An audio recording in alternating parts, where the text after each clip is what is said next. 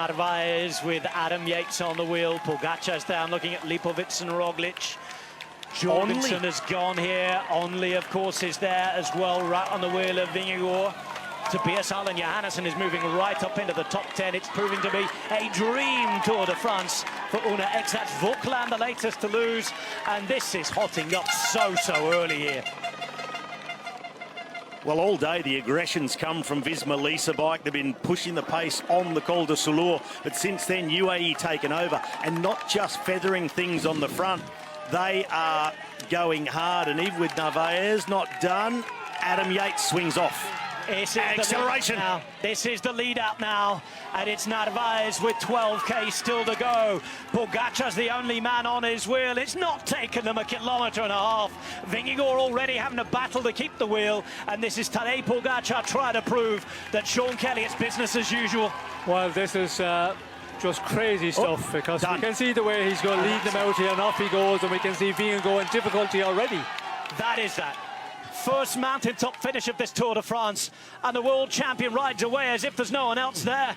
Oh my word. Wow.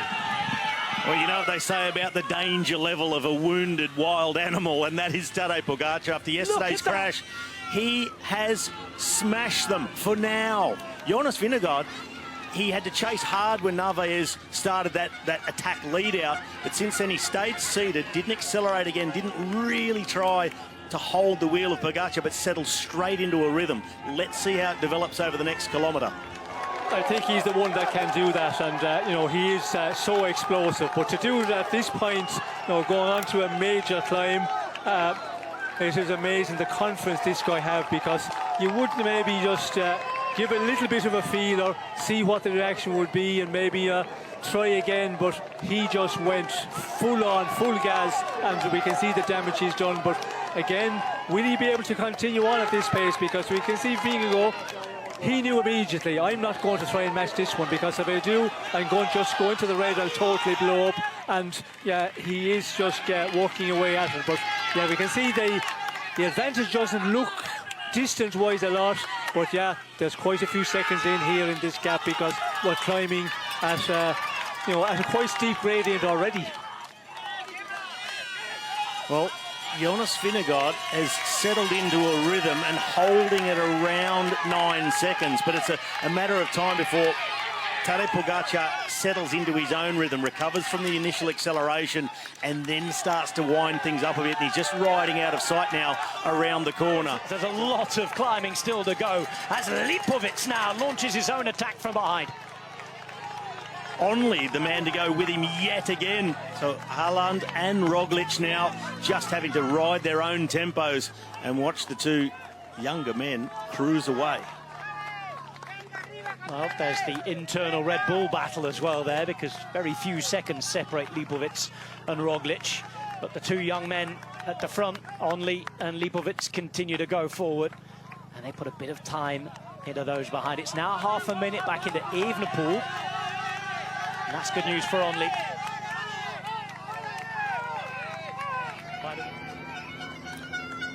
The world champion in the rainbow bands emerges from the throng of fans. They've been waiting for this moment all day, queuing up, some of them camping out night after night. Irish supporters having a party there. They're cheering on the man who's taking yellow off their man, but they will be recognising greatness, just as one of the great Irishmen alongside me will as well.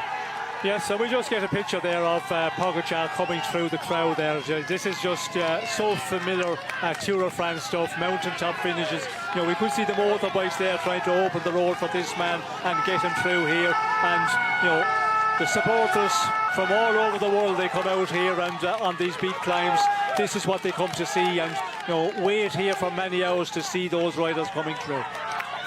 Vingegaard, he has, I think, a real difficult one in his hands now. Going in this morning, I was thinking, yeah, this is going to be a close battle at the end of the day, but it's turned out this man, the big domination. Another stage that started at 50-odd kilometers per hour. 4 hours and 20 minutes. Listens to this. Tadej Pogacar, the smiling assassin. That's battered, bruised, but still brilliant. Pogacar riding to a 20th Tour stage win. The rainbows are going to be swapped for yellow. Pogacar around the final corner on Hautacam, the mountain upon which he was comprehensively defeated 3 years ago. And he's going to take control on the first major mountain. More than 2 minutes put into Vingegaard. Almost half a century later, a world champion wins a Tour de France mountaintop finish. And who else but Tadej Pogacar? That was sensational. Stage win number 20 and a mortgage on the yellow jersey in this Tour de France for Tadej Pogacar. And Vingegaard, it's getting worse. He looks like he's blown. We will keep an eye on the time gap. He's into the final kilometre, but now surely he has to dig deeper than he's ever dug before. Bardet said he was red, he was struggling. He looks nothing like the two-time champion when he was at his very best, but he's got to stay in the game as much as possible.